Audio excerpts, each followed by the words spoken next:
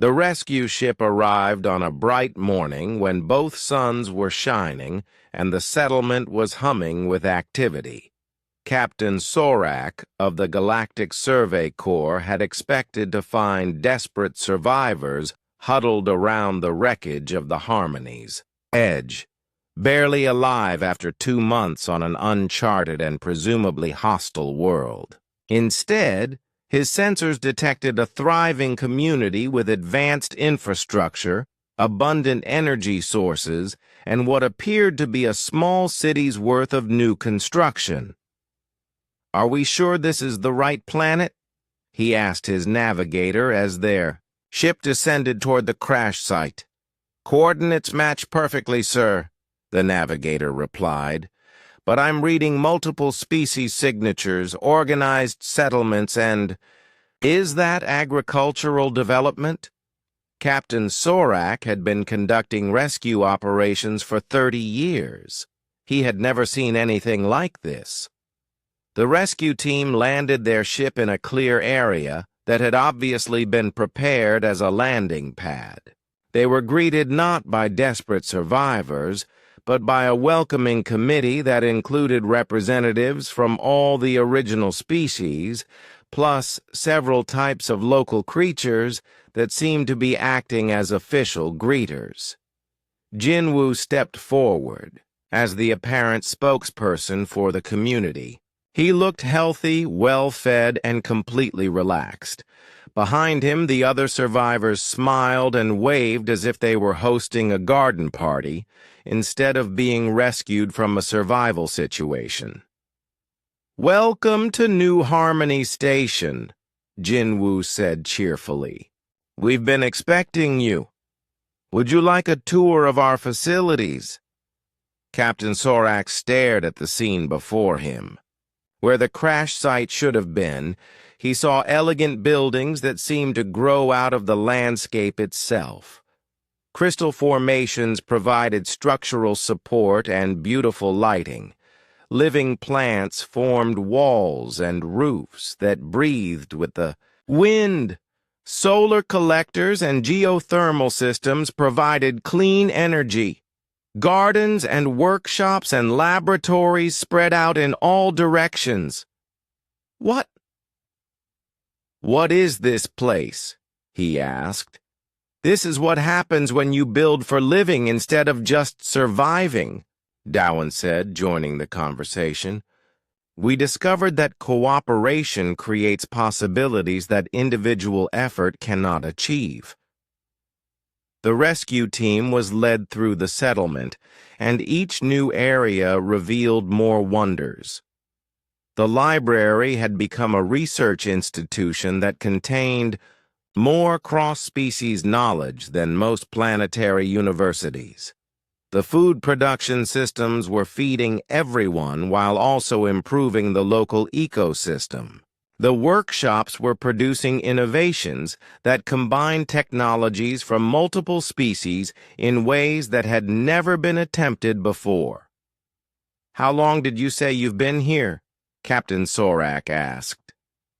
"About 2 months," Minji replied, "though it feels like much longer. We've accomplished so much that it's hard to believe it's only been 8 weeks." 2 months. The captain repeated. "You built all this in 2 months?" "We built it day by day," Vextar explained. "Each improvement made the next improvement easier. Each success created opportunities for bigger successes." "And everyone worked together?" Captain Sorak asked. "All these different species, with no conflicts or major problems?" "Oh, we had conflicts," Razorclaw Strikes True said with a laugh. "But we learned to resolve them through discussion and compromise instead of fighting or separation. Conflict became a tool for improvement instead of a source of destruction." The rescue team's xenobiologist was studying the Corvani with amazement. "These are the native predators of this planet? They're supposed to be extremely dangerous." "They're our Partners, Bloom of Seven Suns said, scratching one of the large creatures behind its ear-like appendages. They understand cooperation better than most supposedly civilized species. Captain Sorak's engineer was examining the settlement's infrastructure with professional awe. This geothermal system is more efficient than anything we use on established colonies. And this crystal-based construction technique could revolutionize space station design. We'll be happy to share our research, Dowan said. That's what knowledge is for. As the tour continued, it became clear that the survivors had not just adapted to their circumstances, they had transcended them. They had created something entirely new that was better than anything any of their species had built before. So, Captain Sorak said finally, I assume you'll want immediate transport back to civilization. The survivors looked at each other and began to laugh. Actually, Jinwoo said, We'd like to stay. Stay? Captain Sorak could not hide his surprise. You want to remain stranded on this planet? We're not stranded, Minji corrected. We're home. This is where we belong now. All of you feel this way. The survivors nodded unanimously. They had found something here that none of them had ever experienced before. A place where different species could work together as equals, where individual strengths combined to create collective capabilities that exceeded anything possible. Alone. What about your families, your careers, your original lives? Captain Sorak asked. We'll invite them to visit, Dowan said. Some of them might want to stay too. Others might want to take our ideas back to their own worlds. Either way, the knowledge we've created here needs to be shared. And someone needs to continue the research, Vextar added. We've barely scratched the surface of what's possible. When species truly cooperate, Captain Sorak found himself in an unprecedented situation. His mission was to rescue survivors, but the survivors did not want to be rescued. They wanted to continue building their new civilization. I'll need to report this to headquarters, he said slowly. Of course, Jinwoo replied. And when you do, tell them that we're establishing the first interspecies cooperative research institute. Anyone who wants to study collaborative survival techniques is welcome to join us. We're also creating an academy for cross-species communication and cultural exchange, Dowan added, and a center for sustainable technology development, Minji said, and a training facility for peaceful conflict resolution, Razorclaw Strikes True contributed. Captain Sorak realized he was witnessing the birth of something that would change galactic civilization. The techniques and knowledge being developed here could transform how different species interacted throughout the galaxy.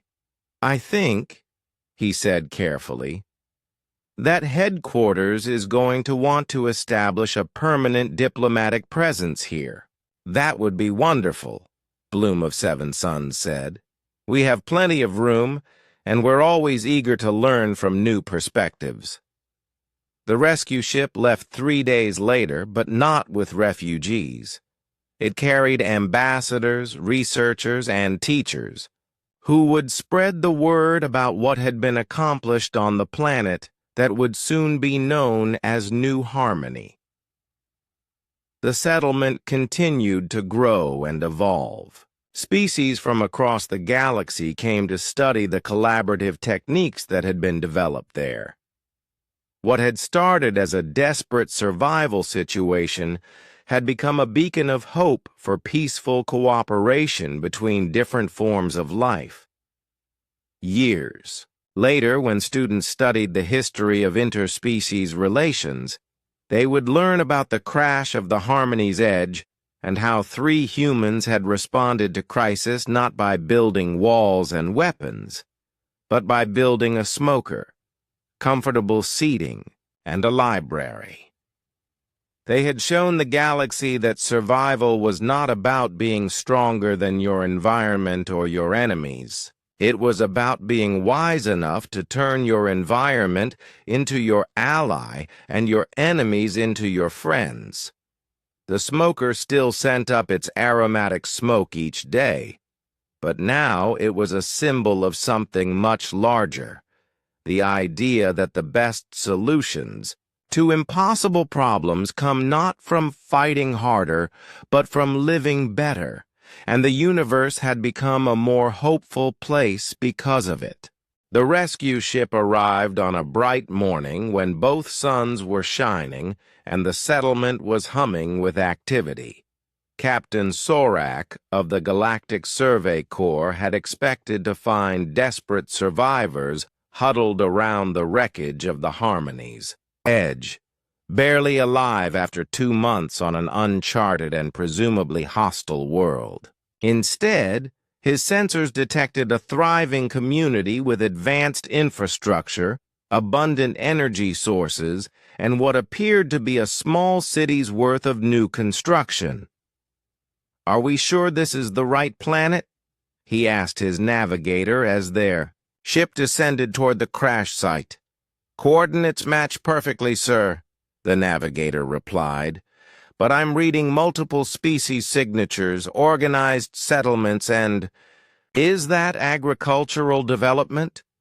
Captain Sorak had been conducting rescue operations for 30 years. He had never seen anything like this. The rescue team landed their ship in a clear area that had obviously been prepared as a landing pad. They were greeted not by desperate survivors, but by a welcoming committee that included representatives from all the original species, plus several types of local creatures that seemed to be acting as official greeters. Jinwoo stepped forward as the apparent spokesperson for the community. He looked healthy, well-fed, and completely relaxed. Behind him, the other survivors smiled and waved as if they were hosting a garden party instead of being rescued from a survival situation. "Welcome to New Harmony Station," Jinwoo said cheerfully. "We've been expecting you. Would you like a tour of our facilities?" Captain Sorak stared at the scene before him. Where the crash site should have been, he saw elegant buildings that seemed to grow out of the landscape itself. Crystal formations provided structural support and beautiful lighting. Living plants formed walls and roofs that breathed with the wind. Solar collectors and geothermal systems provided clean energy. Gardens and workshops and laboratories spread out in all directions. What is this place?" he asked. "This is what happens when you build for living instead of just surviving," Dowan said, joining the conversation. "We discovered that cooperation creates possibilities that individual effort cannot achieve." The rescue team was led through the settlement, and each new area revealed more wonders. The library had become a research institution that contained more cross-species knowledge than most planetary universities. The food production systems were feeding everyone while also improving the local ecosystem. The workshops were producing innovations that combined technologies from multiple species in ways that had never been attempted before. "How long did you say you've been here?" Captain Sorak asked. "About 2 months," Minji replied, "though it feels like much longer. We've accomplished so much that it's hard to believe it's only been 8 weeks." 2 months. The captain repeated. "You built all this in 2 months?" We built it day by day, Vextar explained. Each improvement made the next improvement easier. Each success created opportunities for bigger successes. And everyone worked together? Captain Sorak asked. All these different species, with no conflicts or major problems? Oh, we had conflicts, Razorclaw Strikes True said with a laugh. But we learned to resolve them through discussion and compromise instead of fighting or separation.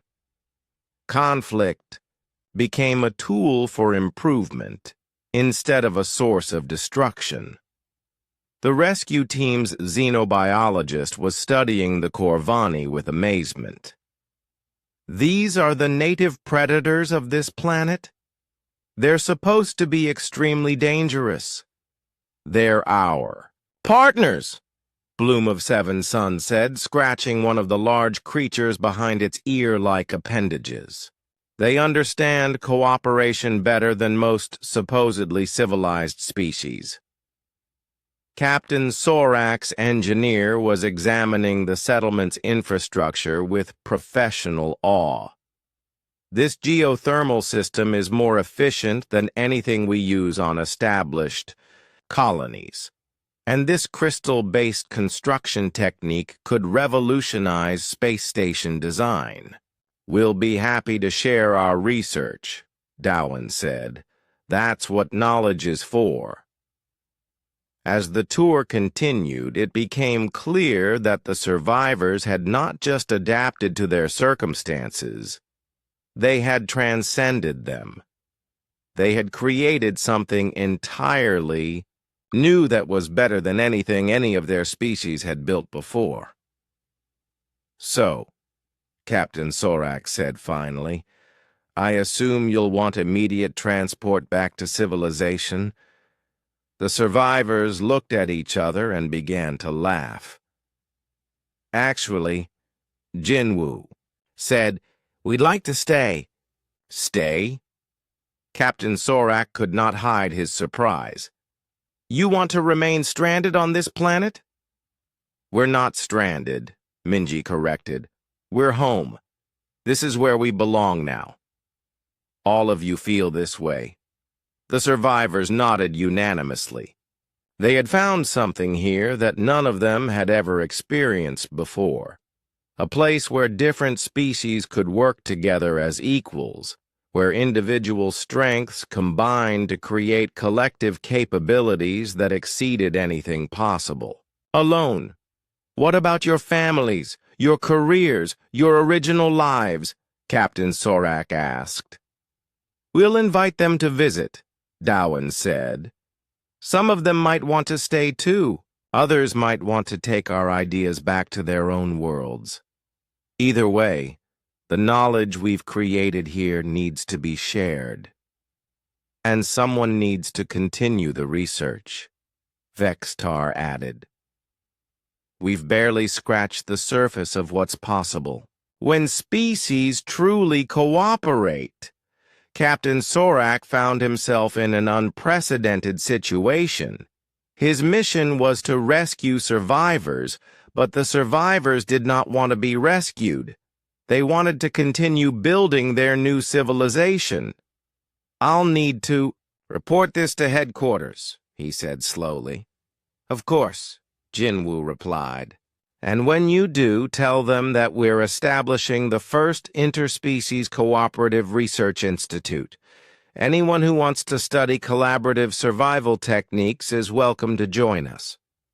We're also creating an academy for cross-species communication and cultural exchange, Dowan added, and a center for sustainable technology development, Minji said, and a training facility for peaceful conflict resolution, Razorclaw Strikes True contributed. Captain Sorak realized he was witnessing the birth of something that would change galactic civilization. The techniques and knowledge being developed here could transform how different species interacted throughout the galaxy.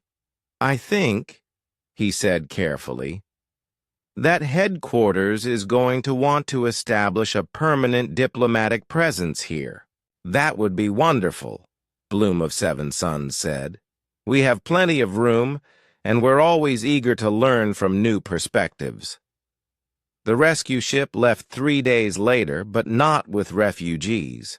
It carried ambassadors, researchers, and teachers who would spread the word about what had been accomplished on the planet that would soon be known as New Harmony.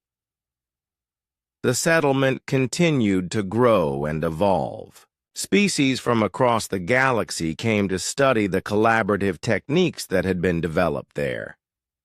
What had started as a desperate survival situation had become a beacon of hope for peaceful cooperation between different forms of life. Years later, when students studied the history of interspecies relations, they would learn about the crash of the Harmony's Edge and how 3 humans had responded to crisis not by building walls and weapons, but by building a smoker, comfortable seating, and a library.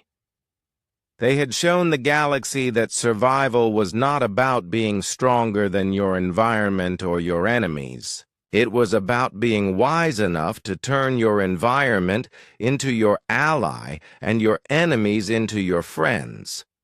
The smoker still sent up its aromatic smoke each day, but now it was a symbol of something much larger, the idea that the best solutions to impossible problems come not from fighting harder, but from living better, and the universe had become a more hopeful place because of it.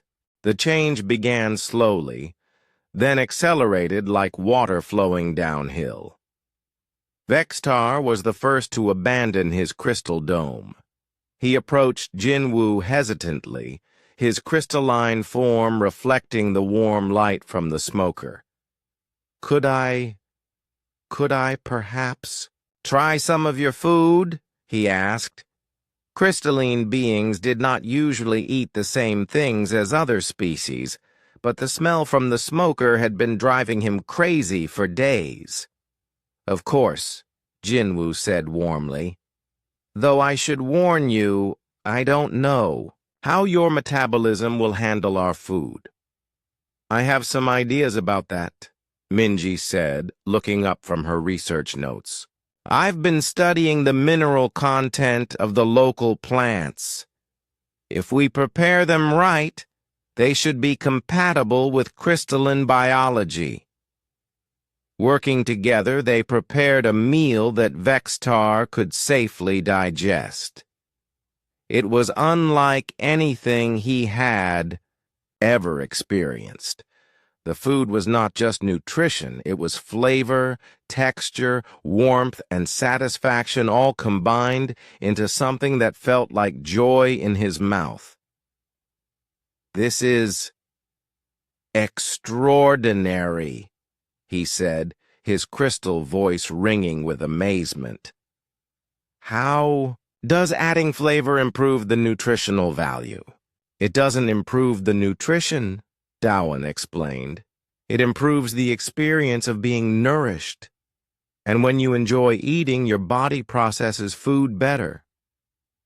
Vextar settled into one of the comfortable chairs near the smoker. For the first time since the crash, he felt his crystal structure relax completely. The constant tension that came from fear began to drain away. I had not realized how much energy I was spending on anxiety, he admitted. Anxiety is expensive, Minji said. It uses up mental resources that could be better spent on problem-solving and creativity. Bloom of Seven Suns was the next convert. Her living plant shelter had been beautiful, but it required constant attention and energy to maintain. She was exhausted from keeping it alive during the storm. Would it be possible for me to rest here? She asked timidly. Just for a short while? Stay as long as you like, Dowan said, gesturing toward a reading area where soft cushions were arranged under hanging plants. "We have plenty of space." Bloom of Seven Suns settled among the cushions and immediately felt something she had not experienced since the crash: peace. The plants around her were healthy and happy, not stressed and struggling. The atmosphere was calm and supportive instead of desperate and fearful. "Your plants are thriving," she observed. "How did you convince them to grow so well in this environment?" "We didn't convince them," Minji said.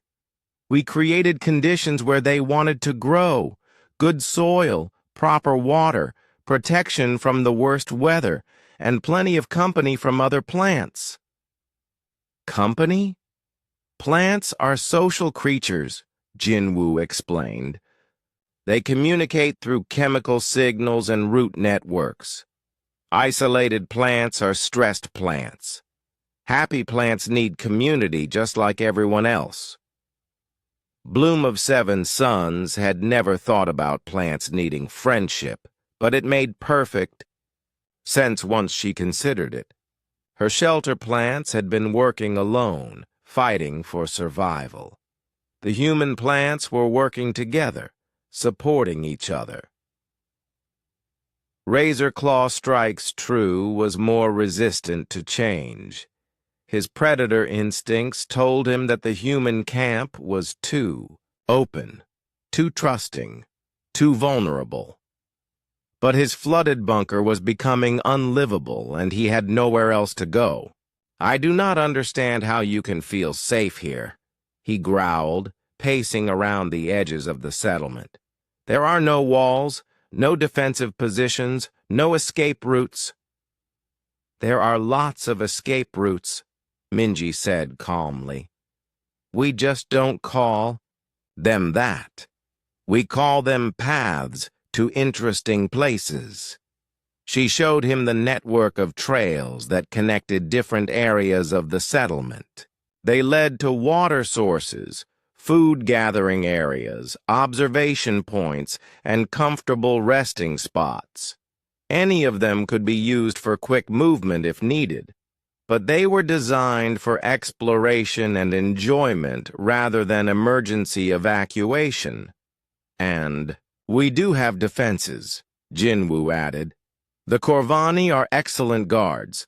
They can sense dangerous animals from much farther away than any technology we have." One of the large lizard bear creatures raised its head at the sound of its species name and made a friendly rumbling noise toward Razor Claw Strike's True. "It wants to be friends with you," Dowan said. "The Corvani respect other predators. They understand the warrior mindset." Razor Claw Strikes. True approached the creature cautiously.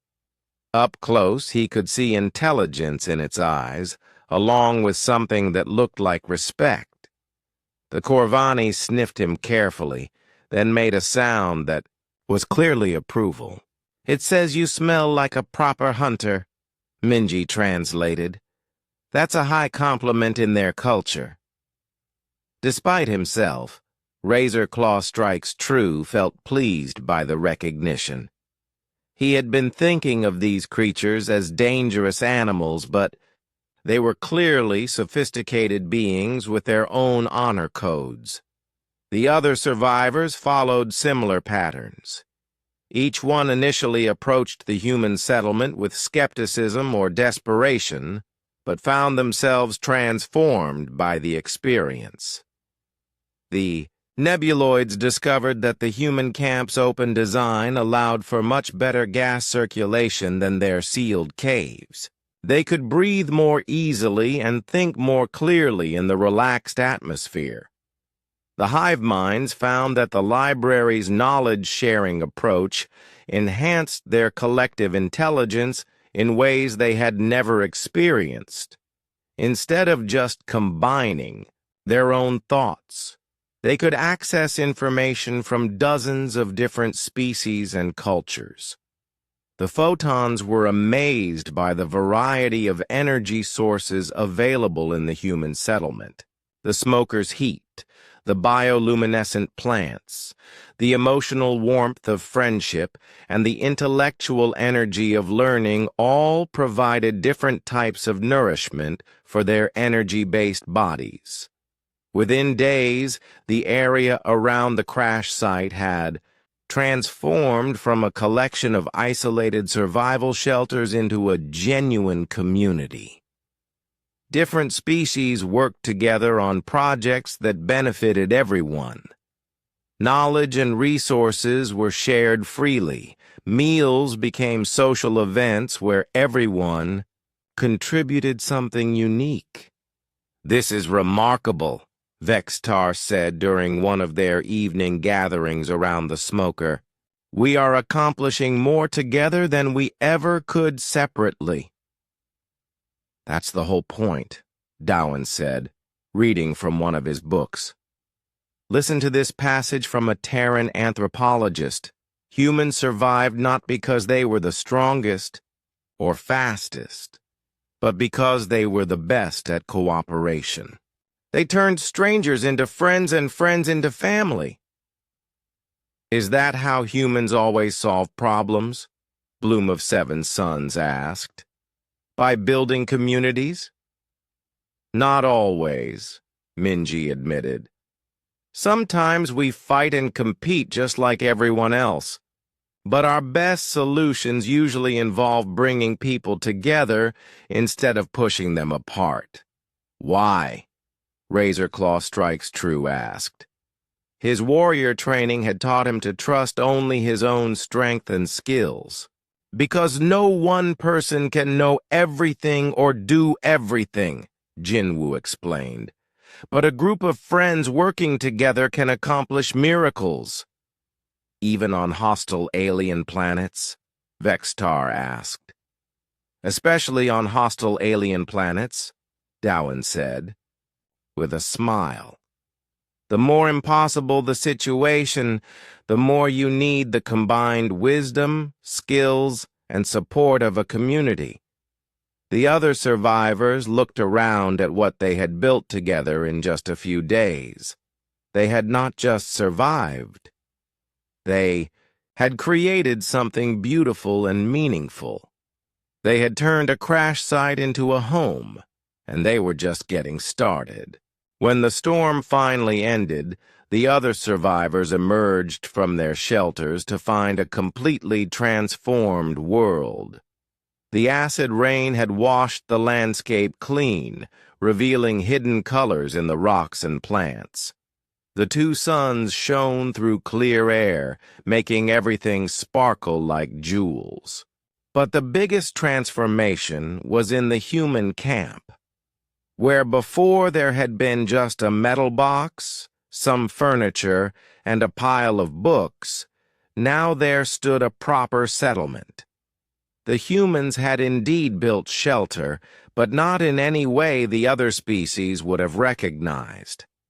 Their shelter was not a single building, but a collection of connected spaces, each designed for a specific purpose. The smoker sat at the center, its chimney rising like a friendly beacon.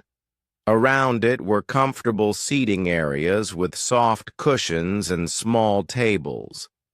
The library had grown into a proper building with reading nooks and study areas.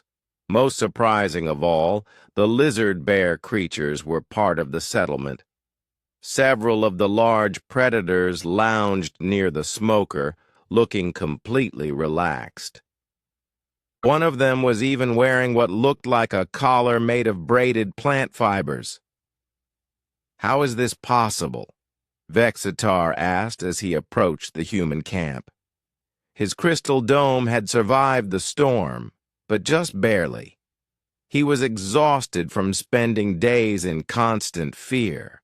"We had help," Jinwoo explained, gesturing toward the lizard bears. "Turns out they're excellent builders when you know how to ask nicely." Minji was sitting cross-legged next to one of the creatures, scratching behind its ear-like appendages. The massive predator was making a sound like a giant cat purring. "Their species is called the Corvani," she said. "They're actually quite intelligent. They just never had anyone to talk to before." Dowan emerged from the library carrying a data tablet. "I've been learning their language," he said. "It's mostly gesture-based, but they have over 300 words for different types of weather. Very sophisticated." Bloom of Seven Suns stared at the scene in amazement. Her living plant shelter had been badly damaged by the storm. She was tired, stressed, and running low on energy.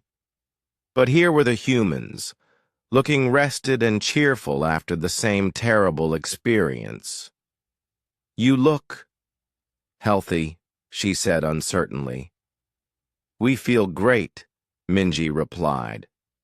"Nothing like good food and a good night's sleep to keep you strong."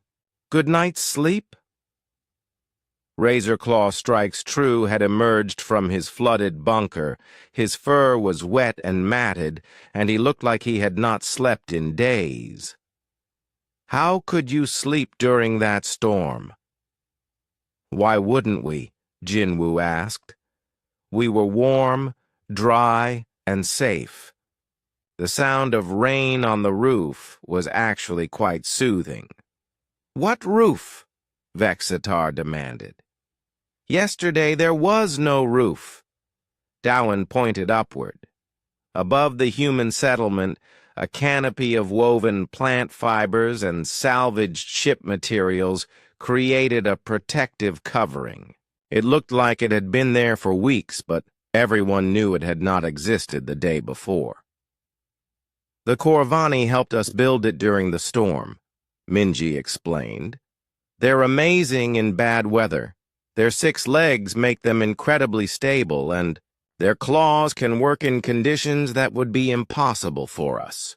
"You built a roof during the storm?" Bloom of Seven Suns could hardly believe it.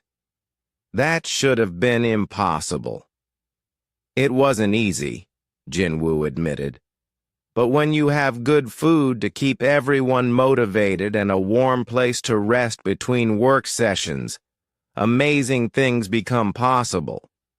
As the day went on, more survivors emerged from their shelters to see what the humans had accomplished. Each species had survived the storm, but they had all suffered. Their shelters were damaged, their supplies were depleted, and their spirits were low. The human settlement, by contrast, seemed to have grown stronger during the crisis. The smoker was producing wonderful smells that made everyone hungry. The seating areas looked incredibly comfortable after days of huddling in cramped shelters. The library beckoned with the promise of knowledge and entertainment. "I don't understand," one of the nebuloids said, speaking through a translator device. "How did you build all this so quickly?" "We didn't build it quickly," Dowan replied. "We built it right. There's a difference." "What do you mean, right?" Vextar asked. Jinwoo gestured toward the other shelters scattered around the crash site. They were all functional, but they looked like exactly what they were: emergency defensive positions built in fear and haste. "Look at your shelters," he said gently. "They're designed to keep bad things out. That's important, but it's not enough. Our shelter is designed to keep good things in." "Good things like what?" Razorclaw Strikes True asked suspiciously. "Comfort," Minji said, settling into one of the soft chairs near the smoker. "Warmth, good food, friendship, learning, beauty, joy." "Those things are luxuries," Vextar protested. "Survival comes first." "No," Dowan said firmly. That's where everyone goes wrong. Those things aren't luxuries, they're survival tools. How can comfort be a survival tool? Bloom of Seven Suns asked. Comfortable people make better decisions, Darwin explained. Well-fed people have more energy. People who feel safe and happy work together better. People who keep learning can solve new problems. And people who make friends don't have to face dangers alone, Minji added, scratching the Corvani's ear again. The logic was starting to make sense to the other survivors, but it felt strange and backwards. They had been taught that survival meant giving up comfort and pleasure to focus on basic needs. The humans seemed to believe the opposite. You built a community instead of a fortress, Bloom of Seven Suns said slowly. Exactly, Jinwoo said. Fortresses are for fighting wars. Communities are for living lives. But this is a hostile planet, Razor Claw Strikes True pointed out. Everything here wants to kill us. Does it? Minji asked. The Corvani don't want to kill us.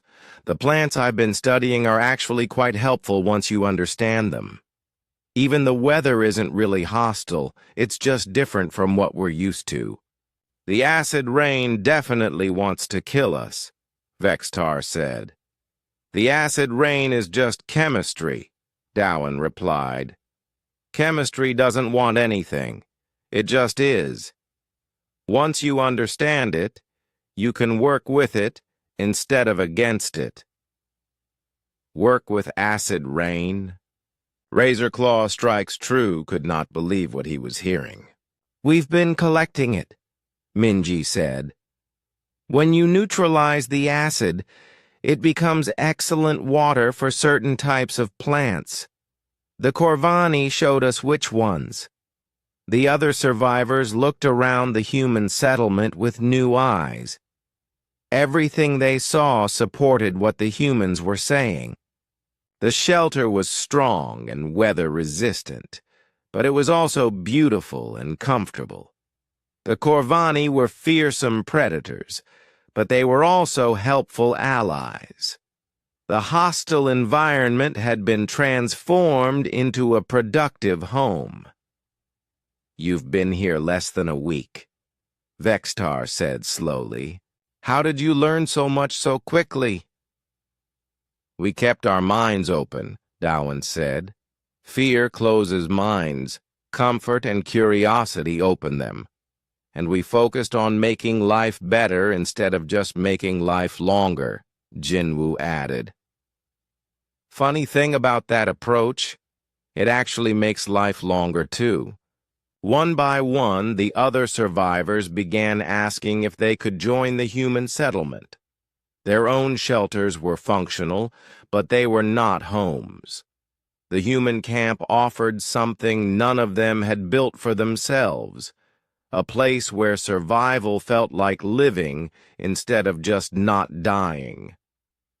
For the first time since the crash, they all began to hope that being stranded on this planet might not be such a terrible thing after all. The massive storm hit on the 5th day. It was unlike anything the survivors had seen before. The purple sky turned almost black, and lightning crashed down like angry gods throwing spears. The wind howled so loud it hurt to listen to it. Acid rain fell so hard it looked like waterfalls pouring from the sky. All the non-human survivors sealed themselves inside their shelters and prepared for the worst. This was the kind of storm that could kill everyone if their defenses failed. Vextar, huddled inside his crystal dome, listening to the acid rain sizzle against the walls. The sound was terrifying.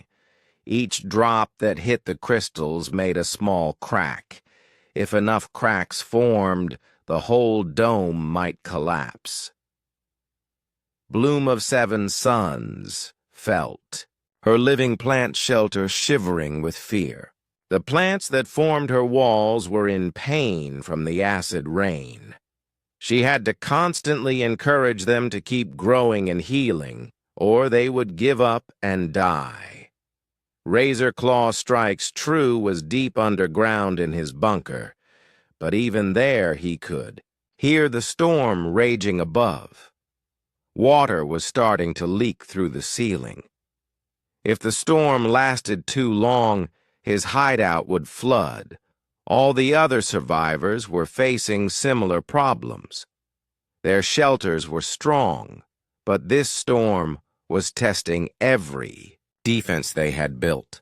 Everyone was scared, stressed, and struggling to stay alive.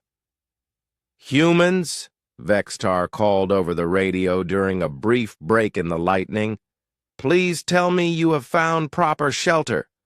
The radio crackled with static.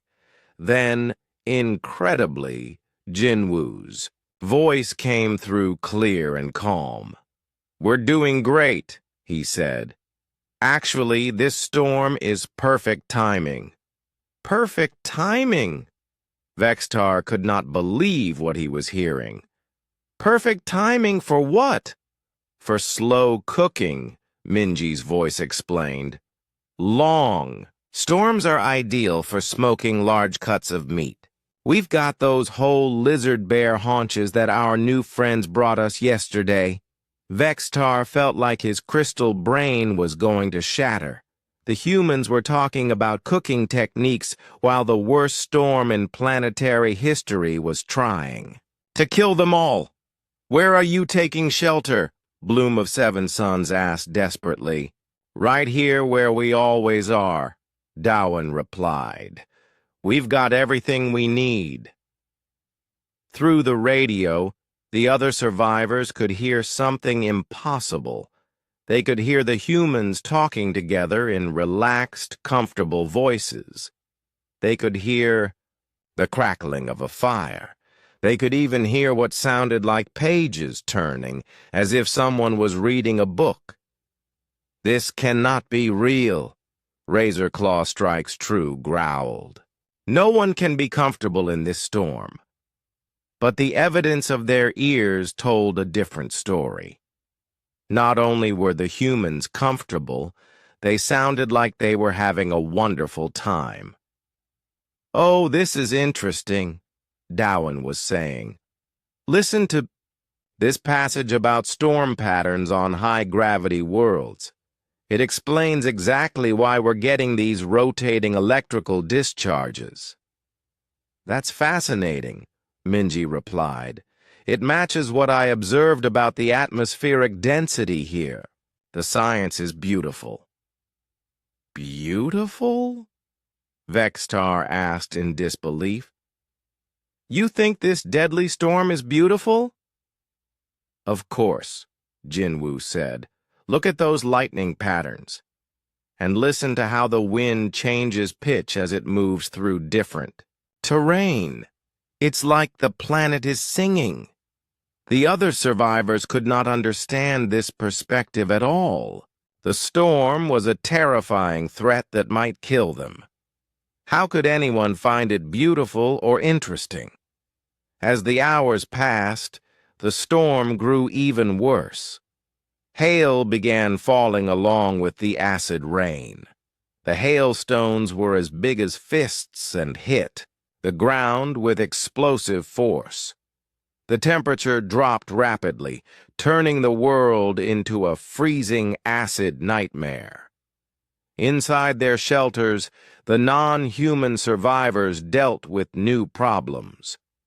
Vextar's crystal dome was cracking faster than he could repair it. Bloom of Seven Suns plants were going into hibernation to survive the cold, leaving her walls weak and brittle. Razor Claw Strikes True's bunker was flooding, forcing him to retreat to higher tunnels. Everyone was miserable, cold, wet, and scared. They had enough supplies to survive, but just barely. They were enduring the storm, not enjoying it. But the humans still sounded perfectly happy. The meat is coming along beautifully, Jinwoo reported during another radio check. The slow heat and wood smoke are creating amazing flavors.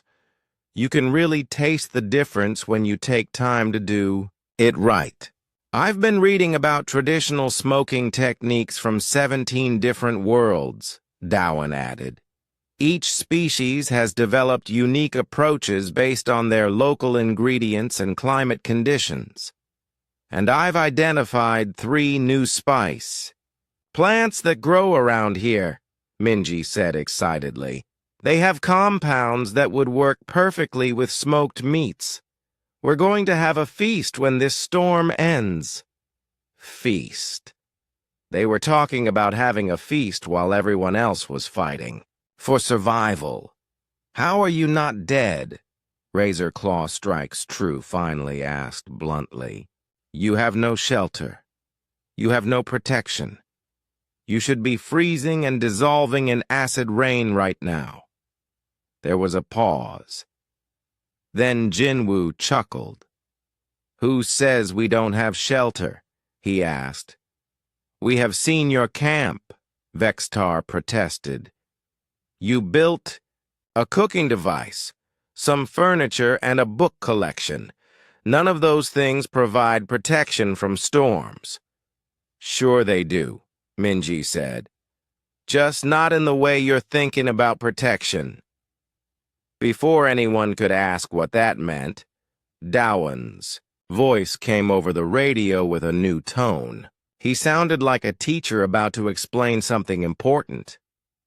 You know what the real problem is with most survival situations? He asked. People focus so much on staying alive that they forget how to live. They build walls to keep out danger, but they also keep out everything good. Good things can kill you on hostile planets, Razor Claw Strikes True pointed out.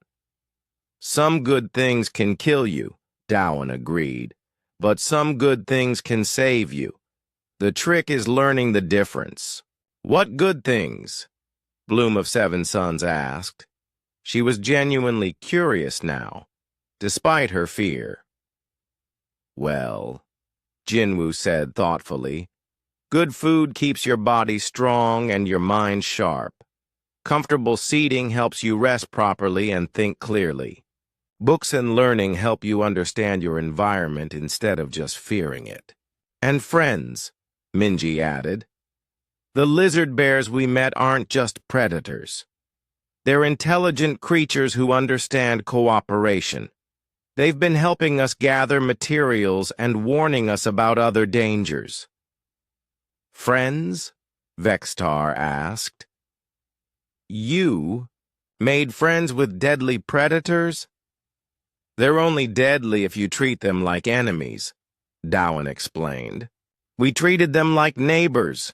Neighbors who happen to have big teeth, but still neighbors. The other survivors tried to process this information. The humans had not just survived on this hostile world, they had made it their home. They had turned threats into allies and dangers into opportunities. But how are you staying dry and warm? Bloom of Seven Suns insisted. The storm should be killing you. Oh, that, Jinwoo said casually. We built a shelter, too. We just didn't build it first. What do you mean? We built it around the important stuff, Minji explained. Instead of building walls and then trying to fit life inside them, we started with the life we wanted and built protection around that. In the middle of the worst storm anyone had experienced, the humans were warm, dry, well-fed, entertained, and surrounded by friends. They had created not just survival, but comfort and joy. And somehow, impossibly, their approach was working better than anyone else's. The third day brought even stranger behavior from the humans. While the other survivors huddled in their shelters during another acid rainstorm, The three humans continued working on their mysterious projects. Jinwoo had finished his metal box device and was now testing it. Smoke began rising from the chimney, carrying a smell that was completely unlike anything the other survivors had ever experienced. It was rich and complex, making even the aliens feel hungry despite their fear. "What is that scent?" Bloom of Seven Suns asked over the radio. Her plant-like senses were very good at detecting different smells. "Cooking meat," Jinwoo replied cheerfully. "I caught some of those rabbit-like creatures that Minji said were safe to eat. The smoker is working perfectly." Vextar felt his crystal mind struggling to process this information. "You went hunting? During an acid rainstorm? When hostile creatures are roaming the area?" "The small ones are actually pretty easy to catch," Minji's voice explained. "They hide in burrows during bad weather. I've been mapping their territories for the past 2 days." This was incredible. While everyone else was hiding from the dangers of this world, the humans were actively exploring it. They were learning about the local animals and plants instead of just trying to avoid them. Dowan had been equally busy with his own project. His collection of books and data tablets was now organized into a proper library system. He had even built shelves and reading areas using materials salvaged from the ship. "I've cross-referenced our ship's database with the educational materials from 12 different species," he announced during a radio check-in. "We now have comprehensive survival guides for over 300 different types of hostile environments." "You have been reading during survival crisis?" asked one of the Hive Mind Collective, speaking in their buzzing group voice. "Reading is how you learn," Dowan replied. "And learning is how you turn a survival crisis into a manageable situation." Razor Claw Strikes True was getting more frustrated with the humans every day. His predator instincts told him that something was very wrong with their behavior. They were acting like prey animals that had lost their fear response. "Humans," he growled over the radio, "you must take this situation seriously. This world wants to kill us." "Oh, we're taking it very seriously," Jinwoo said. "That's exactly why we're being so careful about food preparation and knowledge gathering." "Food preparation is not survival," Razor Claw Strikes True snapped. "Sure it is," Minji said. "Poor nutrition leads to poor decision-making. Poor decision-making leads to death. Therefore, good food is a survival requirement." The logic was technically correct, but it felt completely wrong to every other species. Yes, good nutrition was important for long-term survival. But when you were facing immediate danger, you dealt with immediate threats first. You did not stop to improve the taste of your food.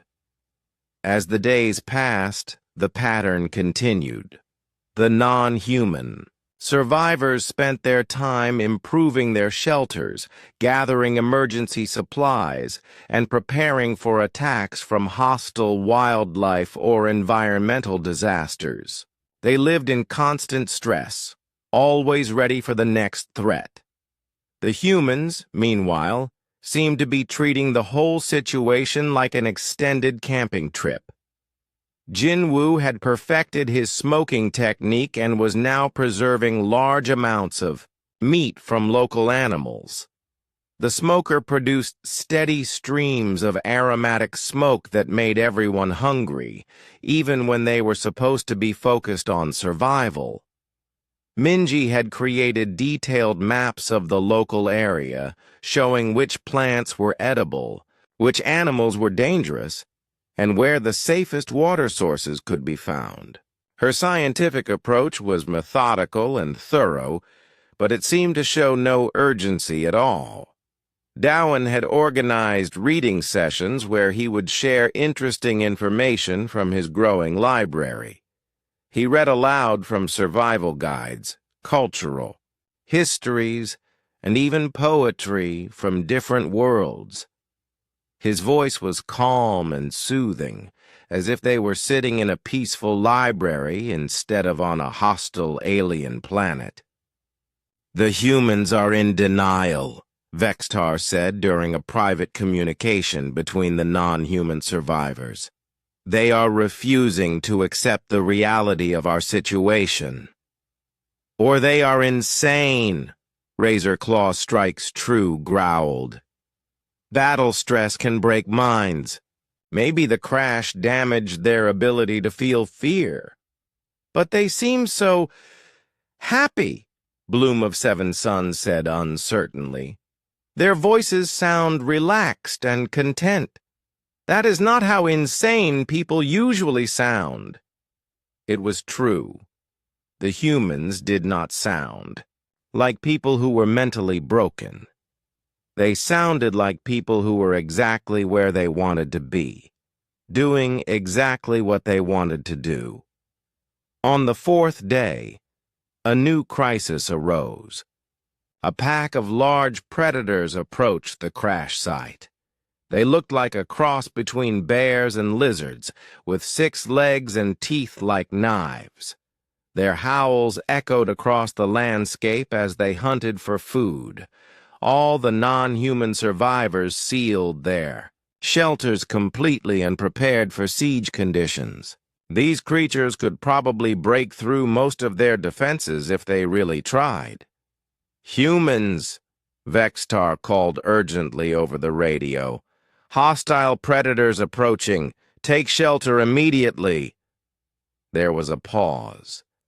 Then Jinwoo's voice came back, sounding completely unconcerned. "We see them," he said. "Big lizard bear things, right? About 6 of them? Yes. They are extremely dangerous. Hide." "Actually," Minji's voice added, "they're more interested in the smell from the smoker than in us. I think they're just curious about the food." Through their sealed shelters, the other survivors could hear the humans talking to each other in calm, measured tones. They were discussing the predators like scientists observing interesting specimens. "Look at the bone structure on the front legs," Minji was saying. "Definitely adapted for digging. They're probably not fast runners." "The teeth suggest they're omnivores," Dowen added. "They eat both plants and meat. That means they might be intelligent enough to trade." "Trade?" Vexitar asked in disbelief. "You want to trade with deadly predators?" "Why not?" Jinwoo said. "We have good food. They're probably hungry. Basic economics. The yab-yay." Other survivors listened in horror as the humans actually approached the predators. They could hear voices speaking in soothing tones, followed by what sounded like the large creatures making satisfied rumbling noises. "They like the smoked meat," Minji reported cheerfully. "I think we just made some friends." Nobody else could believe what they were hearing. The humans had turned a deadly threat into a social opportunity. They were treating monstrous predators like potential neighbors. "This is impossible," Razor Claw Strikes True said to himself. "Nothing they are doing follows any known survival protocol." But it was working. Whatever the humans were doing, it was actually working. They were not just surviving, they were thriving. They sounded healthier and happier than anyone else, despite having no proper shelter and no defensive preparations. It made no sense. but it was undeniably true. The next morning brought new horrors. The purple sky turned almost black with storm clouds. The acid rain had stopped, but now the air itself seemed to burn. Strange creatures howled in the distance. Some of them sounded very large and very angry. All. The non-human survivors worked even faster on their shelters. Fear drove them to build bigger, stronger, and more complex protection. They had survived the first night by hiding under rocky areas and inside the broken ship, but that would not work much longer. Vextar had grown a crystal dome that was already as tall as a person. The crystals sparkled with inner light, and they looked strong enough to stop anything. He was working to make the dome bigger so other crew members could share his shelter. "The molecular structure is perfect," he said, running his crystal hands over the smooth walls. "This will protect us from acid, radiation, and physical attacks." Bloom of Seven Suns had convinced several local plants to grow together into a living shelter. The plants twisted around each other, forming walls that could heal themselves if damaged. Green light flowed through the living walls like blood through veins. "The plants here are very cooperative," she said with satisfaction. "They understand the need for mutual protection. This shelter will grow stronger every day." Razor Claw Strikes True had dug a deep hole in the ground. He was lining it with metal pieces from the crashed ship. His bunker would be invisible from above, and had 3 different escape tunnels leading in different directions. "Underground is always safer," he growled while working. "Enemies cannot attack what they cannot see." The other species were making similar progress. The nebuloids had found a cave system and were sealing it with hardened gas formations. The hive minds had built a structure that looked like a fortress made of hexagonal cells. The photons had created energy barriers that hummed with protective power. Everyone was following the same basic plan. Build strong walls, make safe spaces, hide from danger. It was the logical response that every intelligent species in the galaxy would choose when facing a hostile environment. But the humans were doing something completely different. Jinwoo had spent the morning collecting metal scraps from the crashed ship. But instead of building walls with them, he was constructing something that looked like a large box with a door and a chimney. It made no sense as a shelter. It was too small to live in, and it had holes in it that would let rain inside. "What is that supposed to be?" Vextar asked during one of his breaks from crystal growing. "It's a smoker," Jinwoo replied, continuing to weld pieces of metal together. "For cooking food." Vextar stared at him. "You are building a cooking device? Now? When we are all in mortal danger?" "Food is important," Jinwoo said calmly. "We'll need to eat well if we want to survive here." Vextar could not understand this logic. Yes, food was necessary for survival, but first you had to actually survive long enough to need food. Building cooking equipment before building shelter made no sense at all. Minji was doing something equally strange. She had been collecting samples of local plants and small creatures. Instead of looking for building materials, she was testing which ones were safe to eat and which ones were poisonous. She had set up a small laboratory using equipment salvaged from the ship. "I've identified at least 12 edible plant species," she told Bloom of Seven Suns. and I caught some small animals that look like they would taste good if cooked properly. Bloom of Seven Suns was confused. You are thinking about taste? When survival is at stake? Survival means staying alive long term, Minji explained. That requires good nutrition and varied food sources. Plus, if we're going to be here for a while, we might as well eat well. The Florian could not argue with the logic about nutrition, but prioritizing taste seemed wrong when they might all be dead by tomorrow. Doan was perhaps the most puzzling of all. He had spent his time collecting books, data tablets, and educational materials from the crashed ship. He was organizing them into what looked like a small library. He even found some comfortable pieces of furniture and was repairing them. Are you planning to sit around reading while the rest of us fight for survival? Razorclaw Strikes True asked with irritation. Knowledge is survival, Dowan replied peacefully. The more we understand about this place, the better our chances. Plus, morale is important. People think better when they're comfortable and mentally stimulated. Razorclaw Strikes True growled with frustration. These humans were acting like they were on a camping trip instead of fighting for their lives. As the day went on, the weather got worse.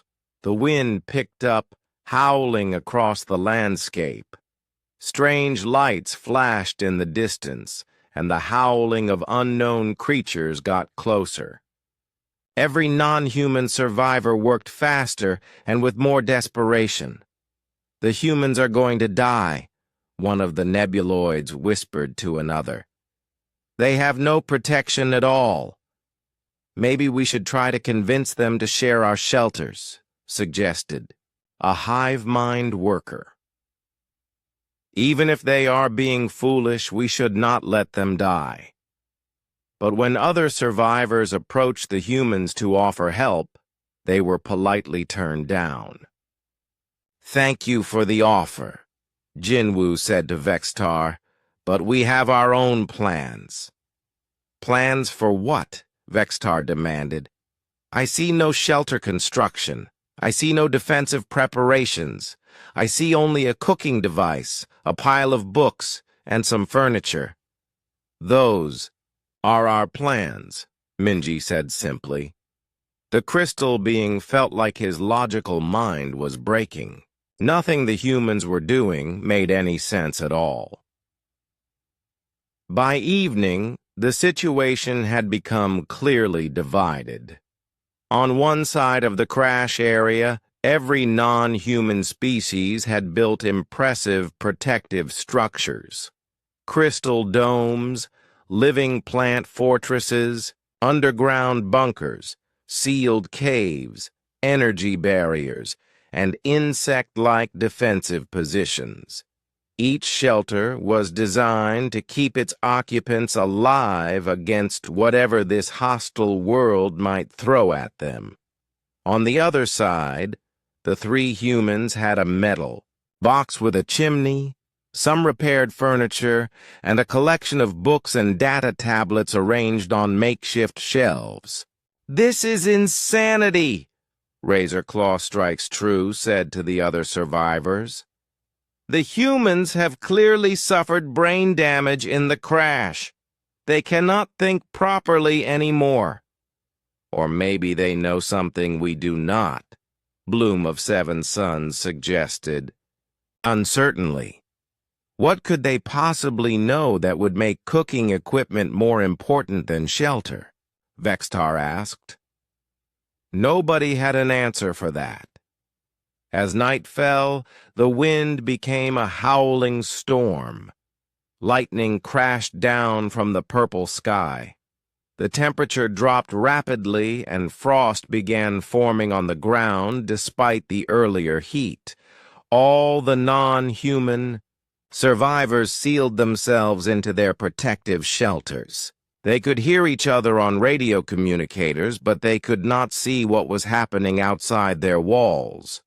"Humans!" Vextar called on the radio. "Please respond. Where are you taking shelter?" The radio crackled with static for a moment. Then Jinwoo's voice came through, calm and clear. "We're right here," he said. "Same place as before." "You cannot be outside in this storm," Vextar protested. "The conditions are lethal." "We're fine," Minji's voice added. "Actually, we're quite comfortable." Through their radio link, the other survivors could hear something impossible. They could hear the humans talking and laughing together. They sounded relaxed, as if they were having a pleasant evening instead of fighting to survive a hostile alien storm. This made no sense at all. The ship shook like a leaf in a storm.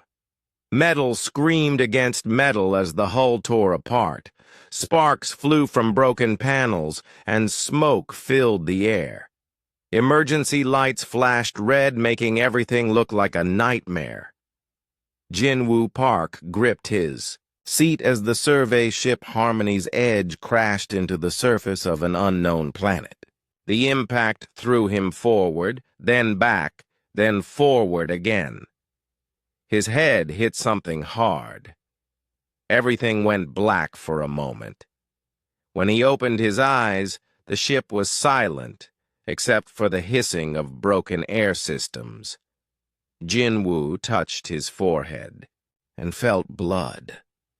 He was alive, but barely. Around him, other crew members were getting up slowly. Some were hurt. Some were not moving at all. The ship had been exploring new worlds for the Galactic Survey Corps. 12 different species worked together on the Harmony's Edge.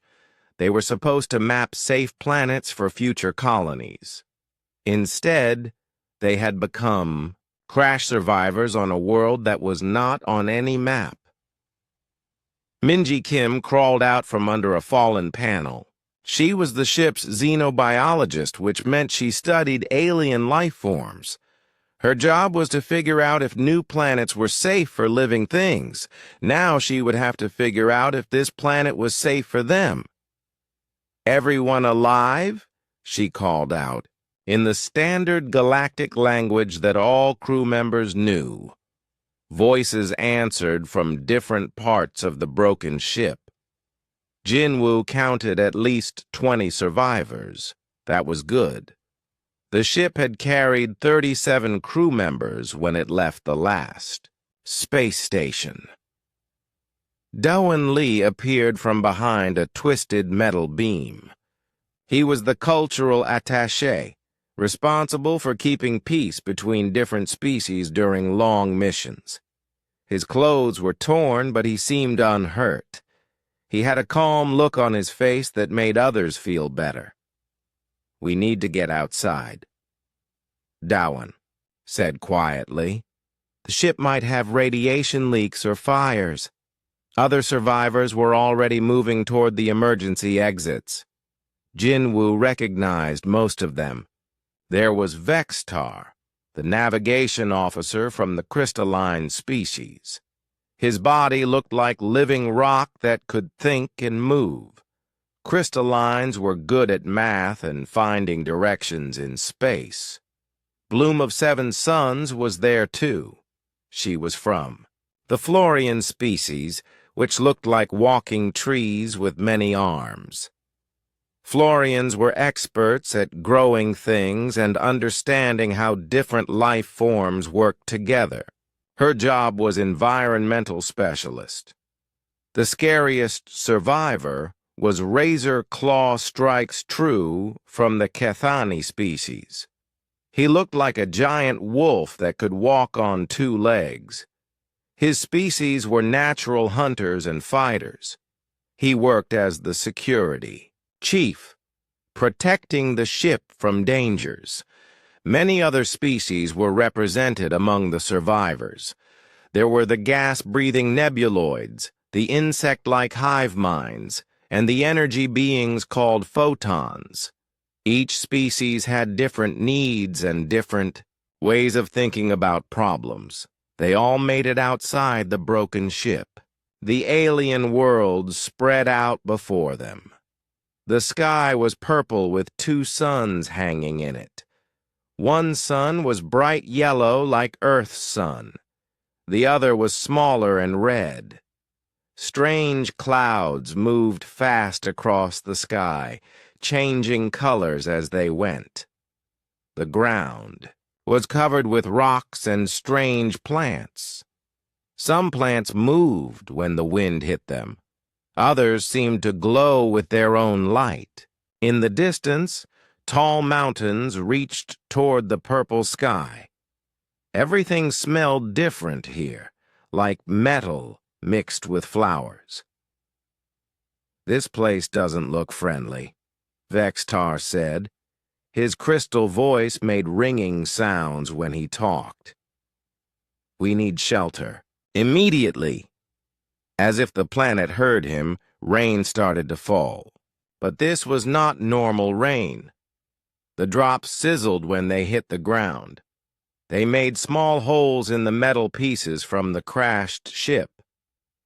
"Acid rain," Minji said, studying the drops carefully. "The water here has chemicals that can hurt us. All." The survivors ran for cover under a rocky overhang near the crash site. They watched the acid rain eat away at everything it touched. The ship's hull started to smoke where the rain hit it. "We cannot stay here," Bloom of Seven Suns said. Her voice sounded like wind through leaves. "This world will kill us if we do not build protection." Everyone agreed. The planet was dangerous. The rain could burn their skin. The air smelled strange, which might mean it had poison gases. The plants and animals were unknown. Anything could be dangerous. "We need to build shelters right away," Razor Claw Strikes True growled. "Strong shelters that can protect us from the rain and anything else this world throws at us." All the other species nodded. That made sense. When faced with danger, the first thing to do was build protection. Every species in the galaxy knew this basic rule of survival. Vextar immediately started looking for rocks and minerals he could use to grow a crystal shelter. Crystallines could make their bodies produce special crystals that were stronger than steel. He would grow a protective dome around himself and any others who wanted to share. Bloom of Seven Suns began examining the local plants. Even in this dangerous place, she could probably find plants that would help her grow a living shelter. Florians were experts at making plants do what they wanted. Razor Claw Strikes True started digging. His species liked underground bunkers with multiple escape routes. He would dig deep into the ground where the acid rain could not reach. All around the crash site, other survivors began their own shelter projects. The nebuloids looked for caves where they could seal themselves in with their gas-form bodies. The hive minds started building a complex structure that looked like a giant insect nest. The photons searched for materials they could charge with energy to create protective barriers. Everyone worked with desperate speed. The acid rain was getting worse. Lightning flashed in the purple sky and thunder boomed across the landscape. This world wanted to kill them, and they all knew it, except for the three humans. Jinwoo, Minji, and Doan stood together under the rocky overhang, watching their crewmates work. They talked quietly among themselves in their own language. Sometimes, they pointed at different parts of the landscape. Sometimes they nodded as if agreeing about something. but they did not start building a shelter. "Humans!" Vextar called out between crystal-growing sessions. "You must begin construction immediately. This world is hostile." Jinwoo waved back. "We're working on it," he called. "Just figuring out the best approach." But they still did not start building anything that looked like shelter. Instead, they walked around the area looking at things. Minji picked up plants and rocks, studying them carefully. Dowan examined the salvageable equipment from the crashed ship. Jinwoo measured distances and wrote notes on a small device. The other survivors began to worry. Humans were supposed to be smart. Everyone in the galaxy knew that. But right now, they were acting like they did not understand the danger they were in. The acid rain kept falling. The storm was getting worse. And the humans just kept walking around, looking at things, talking quietly among themselves. They seemed almost calm, as if they were not worried about dying at all.